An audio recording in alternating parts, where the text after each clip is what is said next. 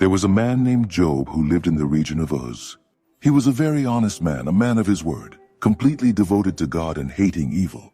He had 7 sons and 3 daughters, and was very rich, owning 7,000 sheep, 3,000 camels, 500 yoke of oxen, 500 donkeys and servants as far as the eye could see.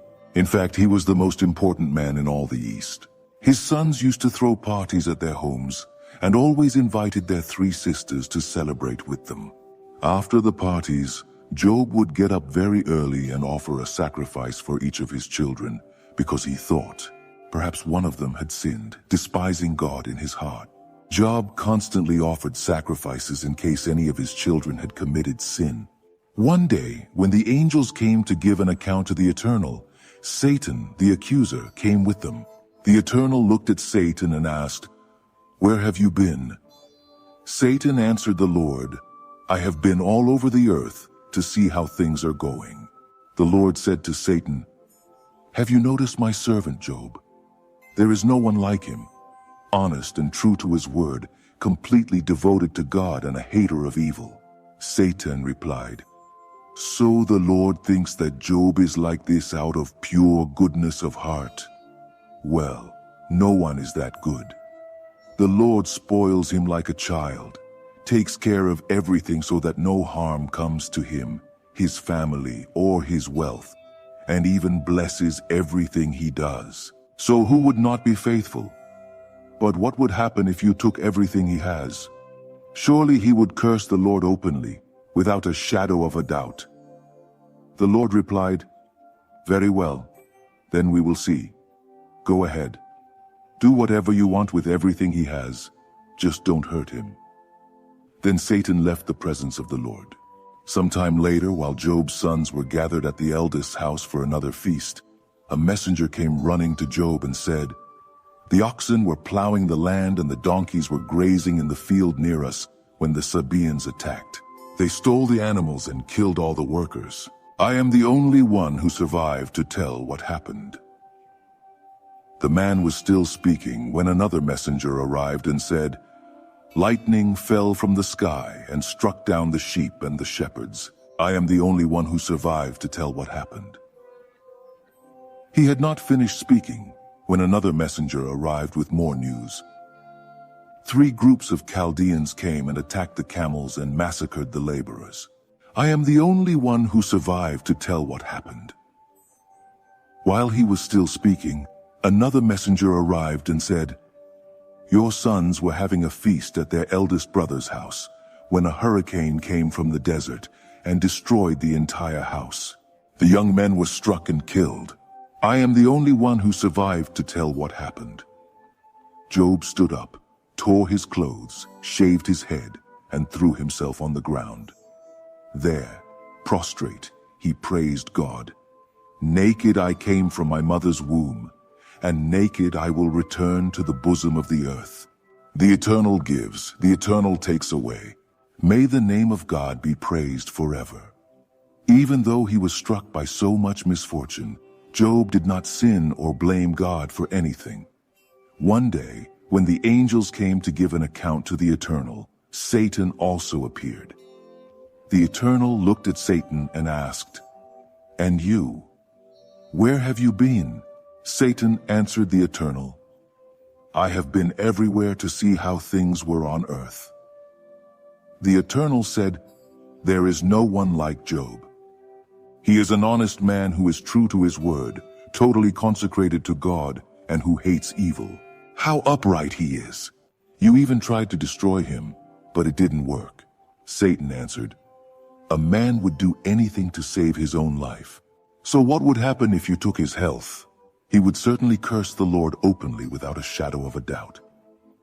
The Eternal said, "Very well, then we will see. Go ahead, you can do whatever you want to him, but be careful not to take his life." Satan left the presence of the Eternal and attacked Job with a terrible disease. Job was covered in sores from head to toe. They itched and hurt so much that he took a piece of broken pottery to scrape the sores while sitting in the ashes. Then his wife said, "And you still maintain your integrity? Curse God and end it at once." But he replied, You don't know what you are talking about. Have you lost your mind, woman? We receive good things from God. Why should we not receive bad things as well? And despite everything, Job did not sin. When 3 of Job's friends heard about his suffering, they left their homes: Eliphaz from Teman, Bildad from Shuah, and Zophar from Namath. Together, they went to comfort and console Job. When they saw him, they could hardly believe what they were seeing. Their friend was unrecognizable. They wept in grief, tore their clothes, and threw dirt on their heads to show their pain. Then they sat down with him on the ground. They stayed there for 7 days and 7 nights, without saying a word, because they could see that their friend was suffering too much. Finally, Job broke his silence and cursed himself aloud. Blot out the day I was born, forget the night I was conceived. Let that day be turned into darkness, and let God above forget what happened. Blot it out of the books. Let the darkest darkness overtake the day of my birth. Let it be shrouded in mist and swallowed up by night. Let darkness overtake the night I was conceived. Blot it out of the calendar, and let it never again be counted as any other day. Let that night be reduced to nothing, and let no shout of joy from that night ever be heard. Let the masters of curses curse that day, and let it be swallowed up by the sea monster, Leviathan. Let its morning stars lose their brightness, and wait for the light of day that never comes. May they never see the light of dawn again. Why did you not keep me from coming from my mother's womb? Why do I live this life full of woe? Why didn't I die at birth, when I left my mother's womb? There were arms to hold me and breasts to feed me. I could now rest in peace, sleep forever without pain, next to kings and authorities in ruins, or even with powerful men full of gold and silver. Why wasn't I buried as soon as I was born, like an aborted baby who never saw the light of day? There, the wicked no longer bother, and the weary finally have the rest they deserve. There, prisoners sleep peacefully and are no longer awakened by the noise of the gods. Rich and poor, simple and powerful are there, and slaves are free from their masters. Does God care about giving birth to the wretched? Why does he let a person full of bitterness live? Those who desperately desire death cannot. Those who seek it more than the greatest treasure in the world consider the day of their death the happiest day of their lives. What is the meaning of life when it no longer makes sense? Why does God allow us to live if he has closed all the exits? Instead of food, only tears come to me. Instead of water to drink, I am served groans of anguish. My worst fears have come true. What I feared most has happened. My rest is disturbed and my peace is destroyed. No rest is left to me, and death has invaded my life. Then Eliphaz the Temanite answered, Would you mind if I said something? In such circumstances, it is difficult to keep quiet. You yourself have done it many times. You have spoken words that have enlightened and encouraged those who were on the verge of giving up. Your words have given strength to those who were staggering and new hope to those who were on the verge of collapse. But now that it is you are discouraged. When you are struck, you are distressed. Should not your godly life give you confidence? Should not your exemplary life give you hope? Stop and think. Has any truly innocent person ever ended in misfortune? Or has any truly upright person ever been lost in the end? For I see that those who cultivate evil and sow misfortune reap exactly that. One breath of God and they fall, one blast of his wrath and there is nothing left of them. Even the mighty lion, king of beasts, who has a fearful roar, is useless without teeth. For without teeth they are without prey, and their cubs must fight for their survival. A word came to me in secret, like a whisper that reached my ears. It came one night in a frightful dream after I had fallen into a deep sleep.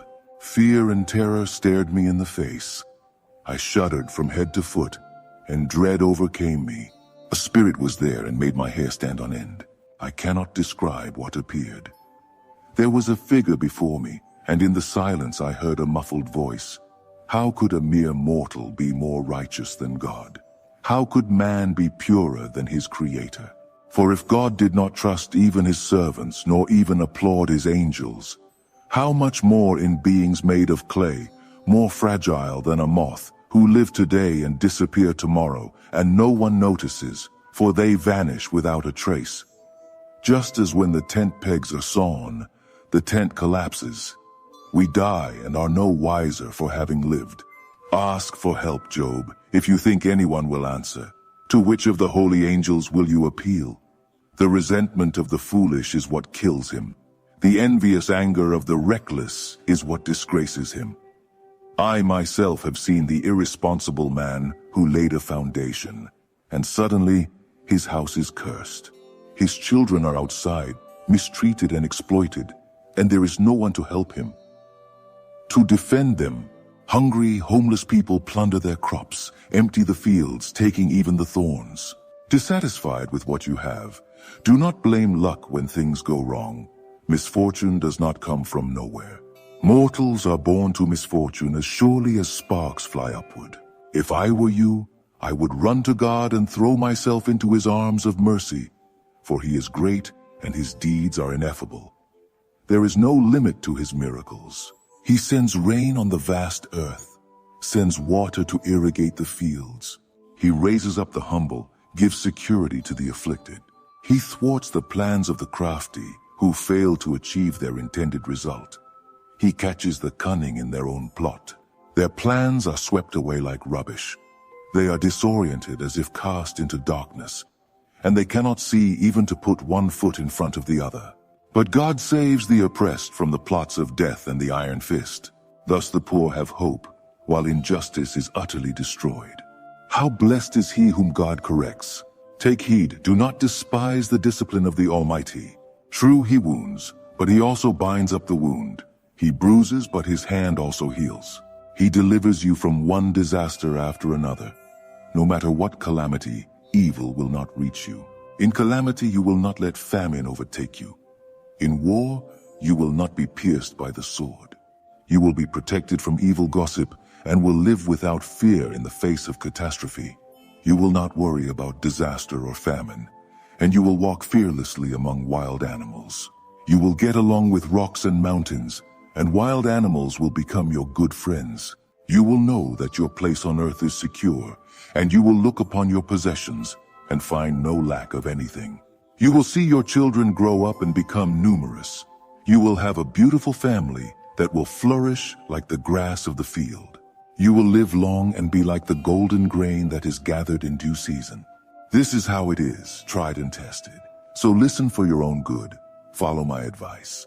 Job answered, if my affliction could be heavy, if I could pile up all the burden of bitterness, it would be heavier than all the sand of the sea. No wonder I am bellowing like a beast going to the slaughter. The arrows of the Almighty are stuck in me, and I have had to endure all the poison. He has poured it all upon me. Donkeys bray and cows low when they have no pasture, so do not expect me to keep quiet. Do you see what God has done to me? The suffering is so great that I cannot eat anything. I have lost my appetite. My stomach is upset. I feel totally rejected. All I want to do is post a prayer, a last request to be honored. If only God would crush me and finish me off once and for all, I would at least have the satisfaction of not blaspheming the holy God before I am taken beyond my limits. Where is the strength to keep my hope alive? What future do I have that makes me want to continue? Do you think I am as strong as stone? Do you think I am made of iron? Do you think I can stand up by myself? I have no strength left. Someone desperate for friends should be supported, even if he gives up trusting in the Almighty. But my brothers are like streams in the desert.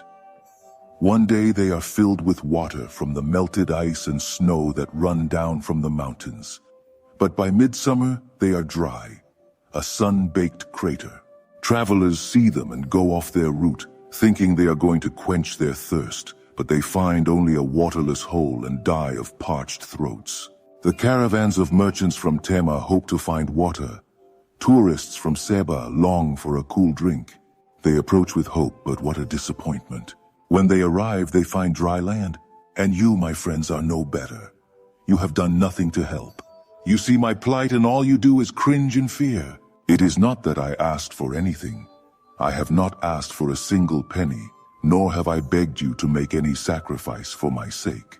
So why so many sophistries and evasive words? Show me something indisputable and I will keep quiet. If you know so much, tell the truth. The truth may hurt, but do you have the courage to give me an honest answer? You point out what is wrong in my life, but you respond to my anguish with idle talk. Are people mere objects to you? Are friends like commodities?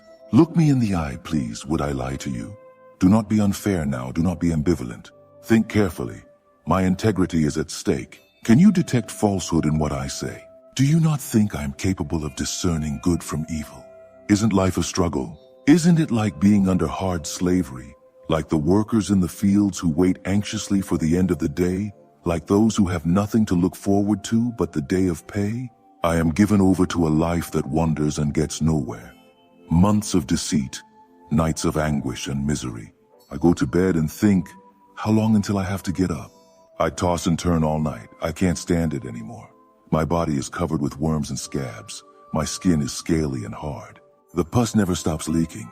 My days pass faster than the hands of the most skilled weaver. They go on to the end without hope. God, do not forget that I'm but a breath. These eyes have seen goodness for the last time. And have you seen my end? Keep looking, but there will be nothing left to see. As a cloud evaporates and disappears forever, those who go to the grave never return to their family, never return. Their friends will never be found again. And so I will not keep silent. I will speak out loud and clear my complaint against heaven. It is very bitter but honest. Do you want to put a gag on me, as if I simply wish the storm would stop and the sea would calm down? When I think, I will go to bed, and who knows, a nap will do me good.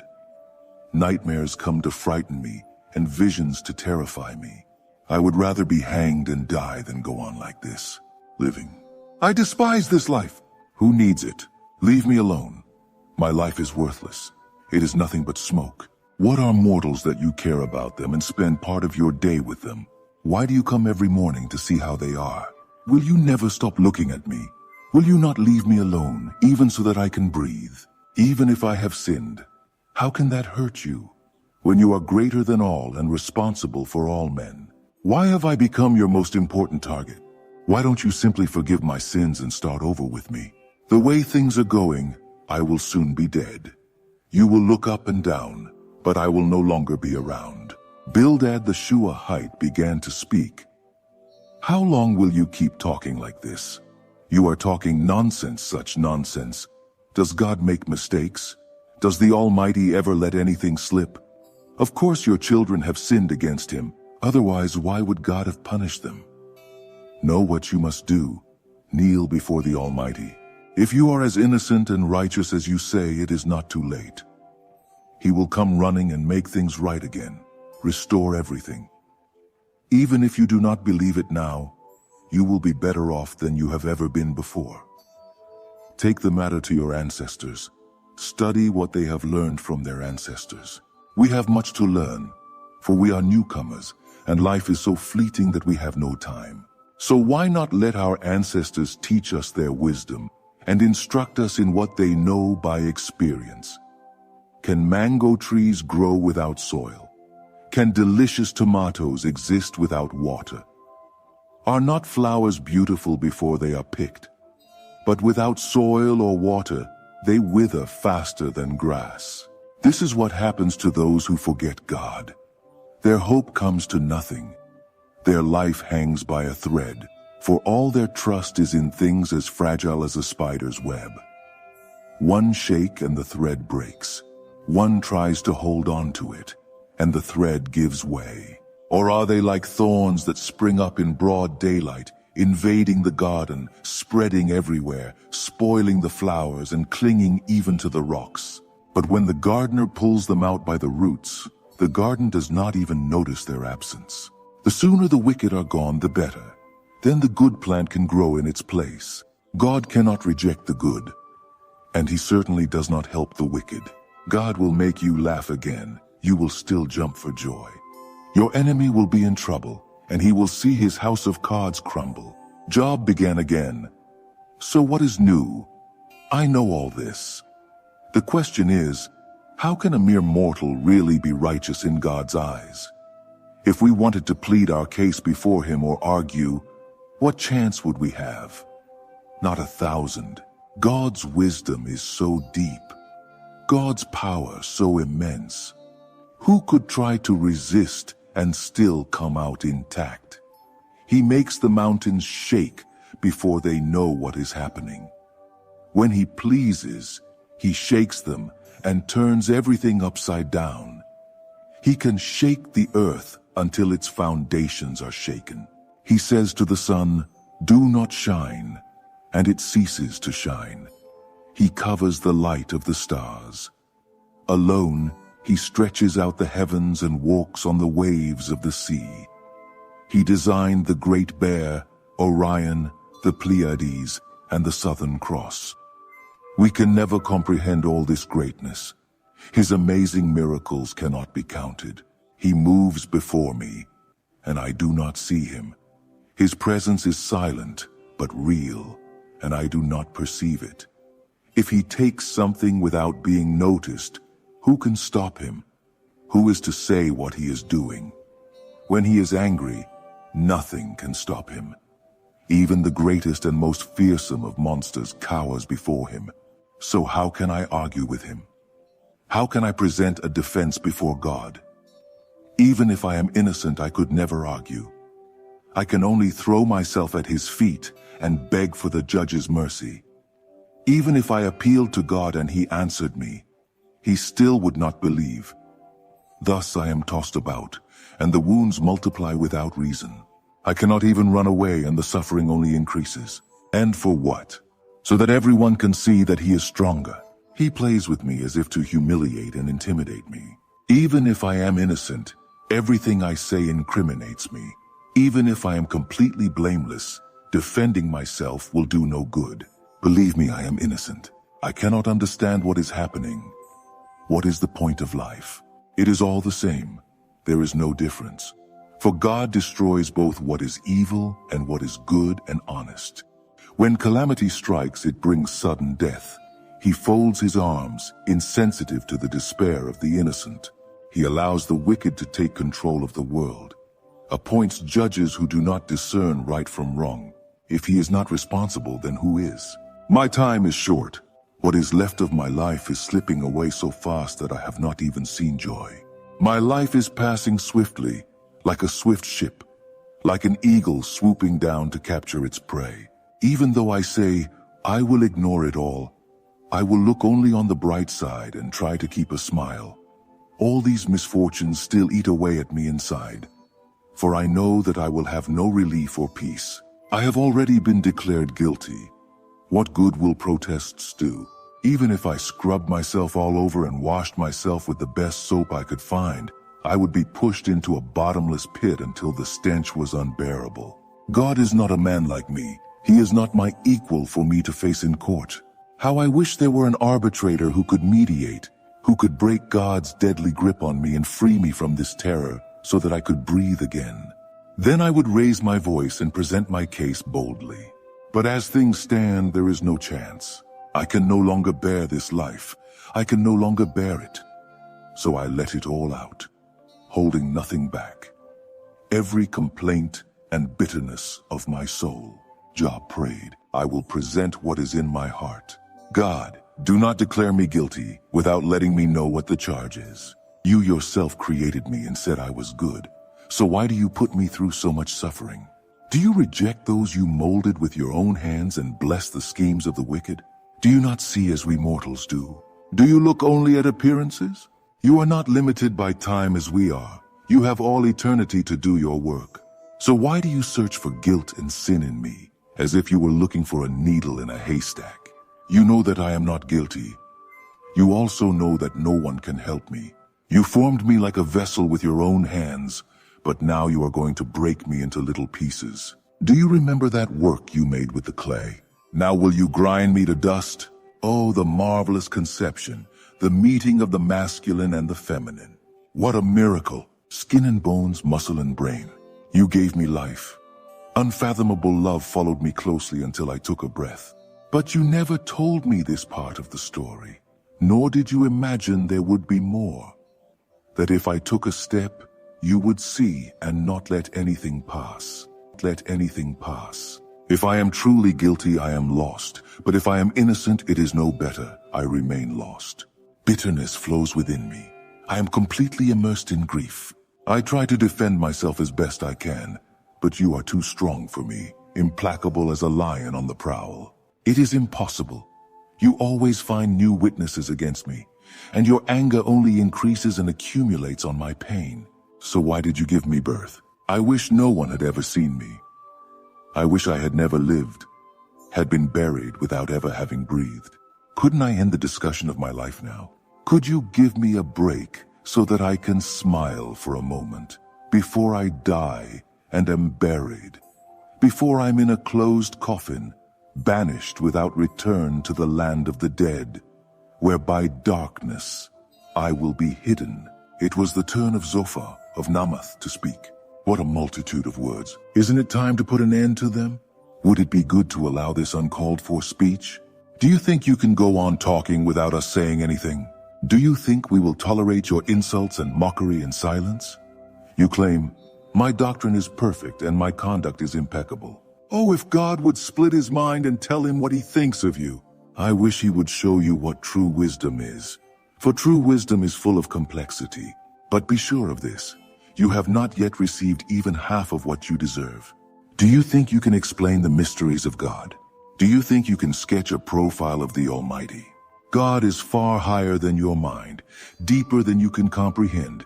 He extends beyond the horizons of the earth, far greater than all the ocean and sea.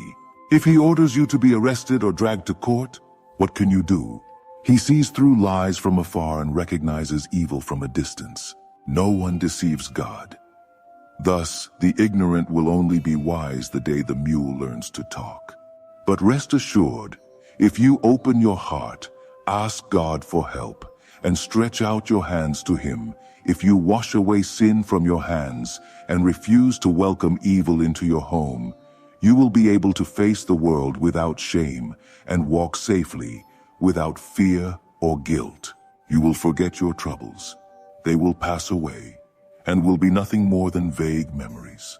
The sun will rise and shine for you, and every shadow will be dispelled at the break of dawn. Once more, full of hope, you will rest, look around, and enjoy complete security, well settled, and without any major worries.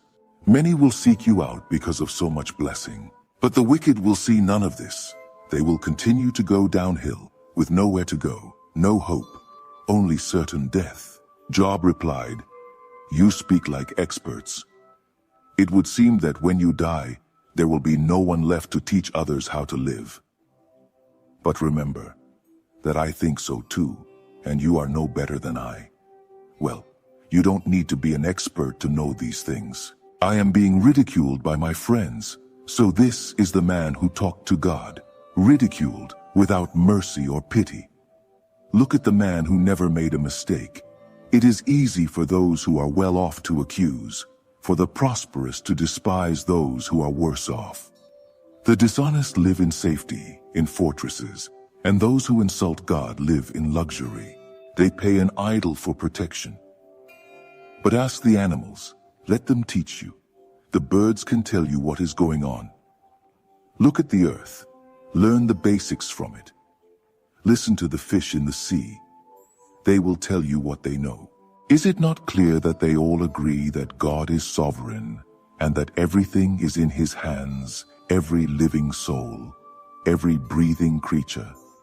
The ear distinguishes words, just as the palate distinguishes food. Do you think that old people have a monopoly on wisdom? That it is necessary to grow old to understand life? True wisdom and legitimate power belong to God. From him, we learn how to live and why to live. If he overthrows something, it is for real. If he imprisons someone, there is no escape. If he withholds rain, drought prevails. If he releases water, everything is flooded. Power and success belong to God. Both the deceived and the deceiver must answer to him. He strips experts of their credentials, exposes judges as fools without judgment. He strips kings of their fine clothes and ties a rag around their waists. He strips priests of their robes and dismisses high officials from their posts. He silences the voice of the wise and takes away the common sense and wisdom of the elders. He despises the noble and disarms the strong and the mighty. He illuminates what is hidden in deep and dark places, and turns darkness into the light of noonday. He makes nations rise and die.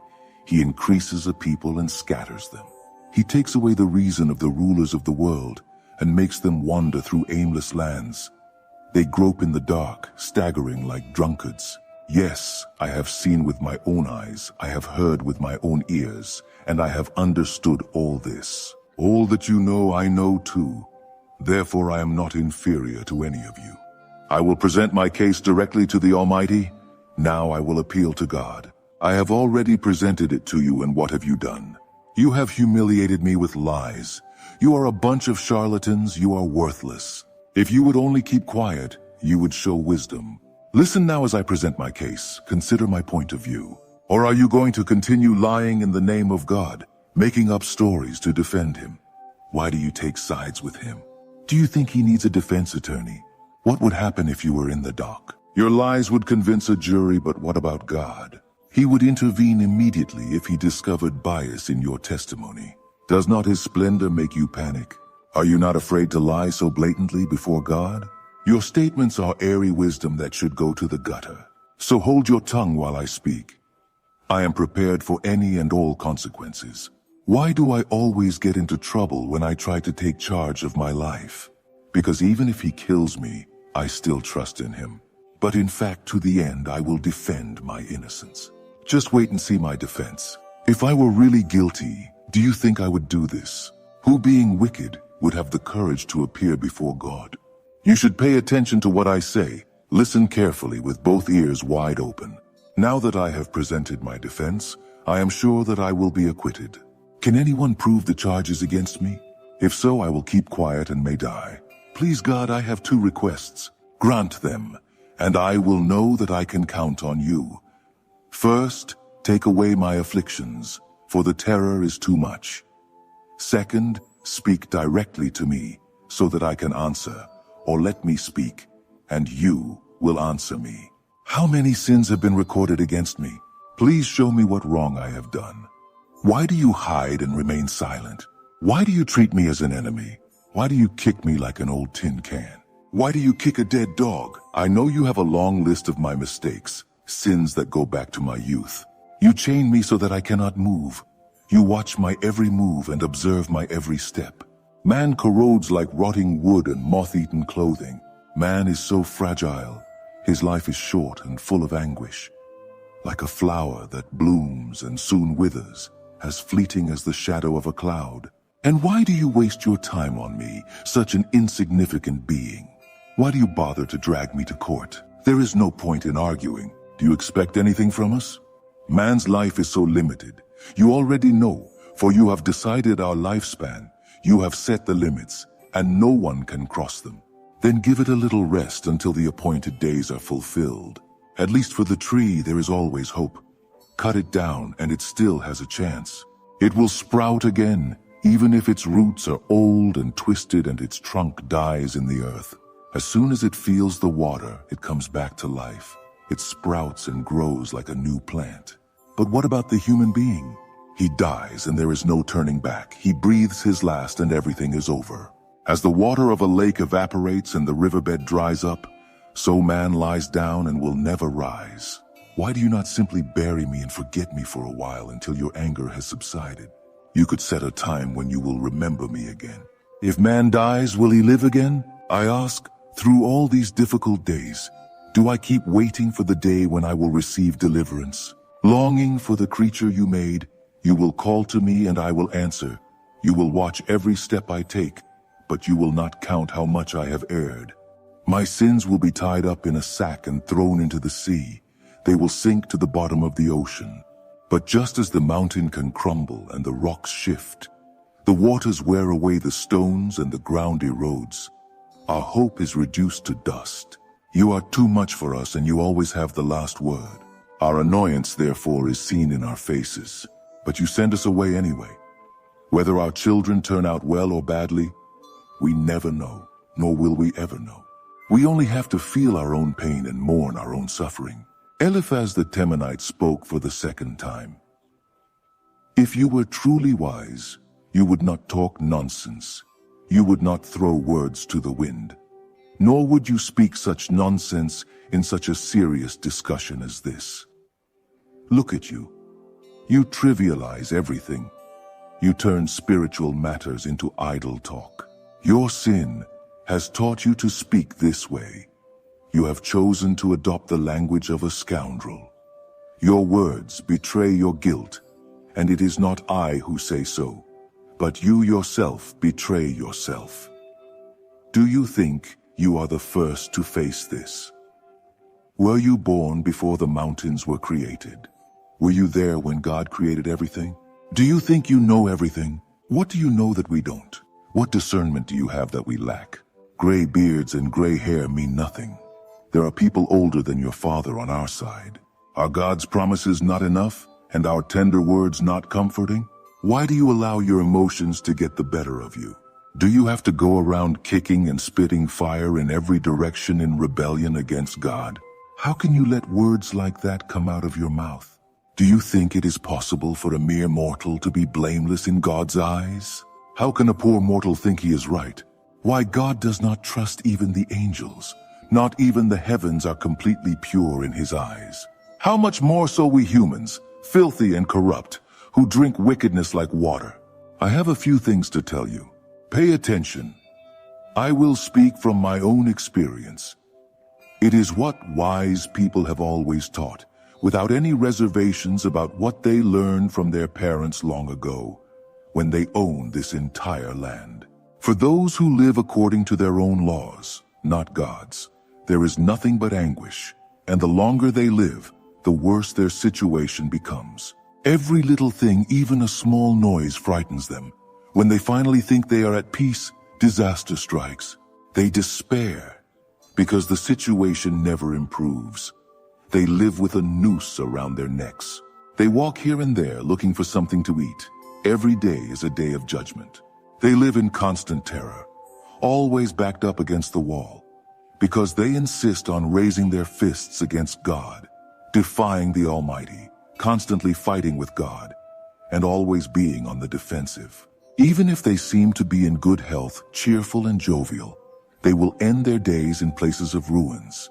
They will sleep in shacks that are run down, falling apart. They will never prosper, nor will they be able to save money, and then death. Do not think that they will escape.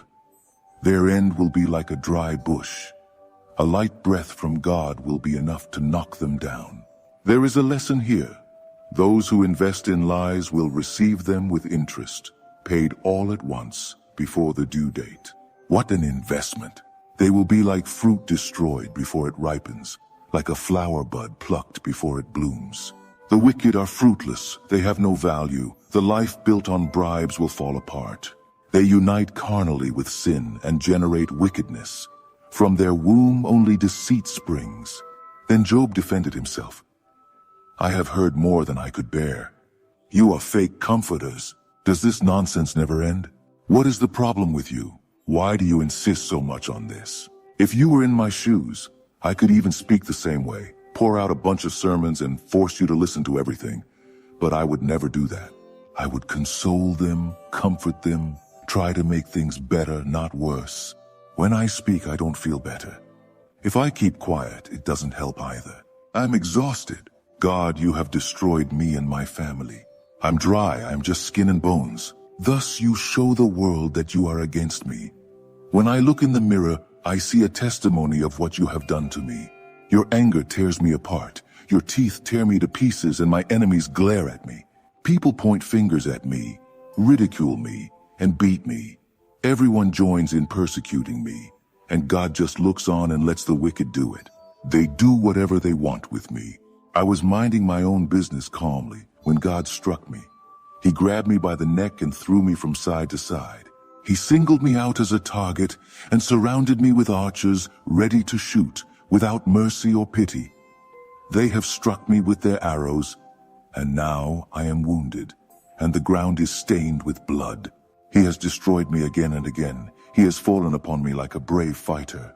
I have put on mourning clothes and prostrated myself with my face to the ground. My eyes are red from weeping, and look at the circles under my eyes. I am like this, although I have never hurt a soul, and my prayers are sincere. O earth, do not hide the evil that has been done to me. Do not stifle my weeping or my protest. Know that there is one in heaven who knows the truth about me, an advocate who can clear my name, my protector, my friend. While the tears in my eyes are shed before God, He defends a poor mortal before God, as one defends a great friend, for there are only a few years left before I take the path of no return. My spirit is weakened. My days are exhausted. The grave is open before me. Do you see these mockers who surround me? How much longer must I endure them? O God, I need your help. I need your assurance, for you are the only one who can do this. These people are no help at all. You know how insane they can be. Do not let them emerge victorious. Those who betray their own friends will teach wickedness to their children. God, you have put me in the mouths of the people, and they spit in my face. I can barely see from crying. I am nothing but skin and bones. The upright cannot believe their eyes, and the good-hearted are convinced that I have given up on God.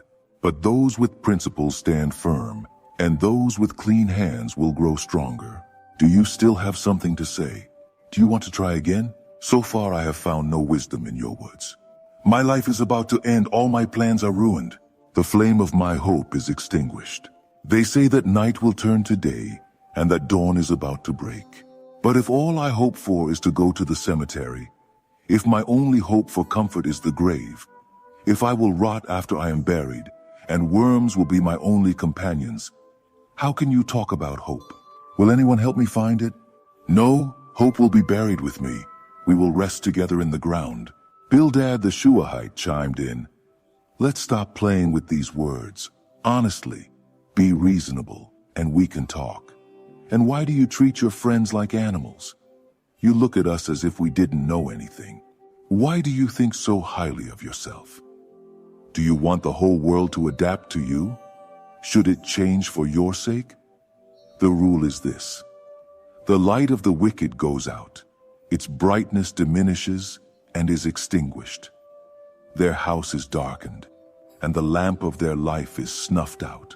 Their strong steps become unsteady, and they stumble over their own traps.